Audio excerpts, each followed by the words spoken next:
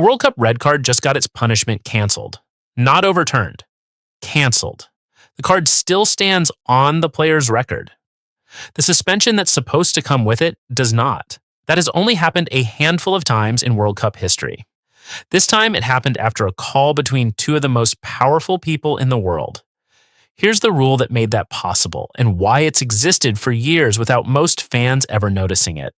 Normally, a red card is simple. One card, one automatic ban. Miss the next match. No exceptions, no appeal. That rule is written into FIFA's disciplinary code and repeated to every team before the tournament even starts. Except there is a second rule sitting quietly underneath it. Article 27. It gives FIFA's disciplinary committee the power to suspend the suspension itself, not cancel the red card. Just pause the punishment for a probationary period of up to 4 years. If the player does something similar again in that window, the paused ban gets added back on, harder than before. This is not new, and it is not rare in the way people think. In November 2025, Cristiano Ronaldo was sent off in Portugal's final World Cup qualifier against the Republic of Ireland for elbowing defender Dara O'Shea in the back. It was his first ever red card in 226 international appearances. FIFA hit him with the standard 3-match ban, then deferred 2 of those games under the exact same rule, letting him walk straight into the World Cup without missing a single match. Argentina's Nicolas Otamendi and Ecuador's Moises Caicedo both had 1-game bans paused the same way in April. None of that made headlines. Nobody accused FIFA of favoritism, which brings us to why this time was different.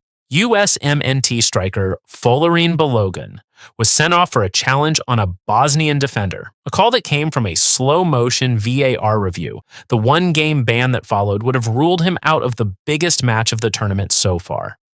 Then, before that match, FIFA's disciplinary committee invoked Article 27 and paused the suspension. Balogun played. Here's the part that made this bigger than a football story. President Trump spoke with FIFA President Gianni Infantino about the suspension in the days before it was lifted. Belgium's federation, his opponent in that match, publicly objected, calling the decision unprecedented and demanding answers. FIFA's own statement gave no explanation beyond citing the rule itself. Reporters went looking for the last time something like this happened at a World Cup. They found exactly one case, 1962. Brazil's Garrincha was sent off in a semifinal and was still allowed to play in the final after political pressure was applied behind the scenes. 64 years later, the mechanism is different, but the shape of the story is not. That is the twist most people miss about red cards entirely. The card itself is not really the punishment. The suspension is. And the suspension, it turns out, has always had a release valve built into it.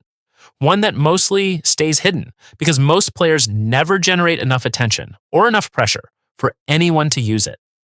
So next time a red card gets shown and everyone assumes the story is over, remember this: the card is permanent.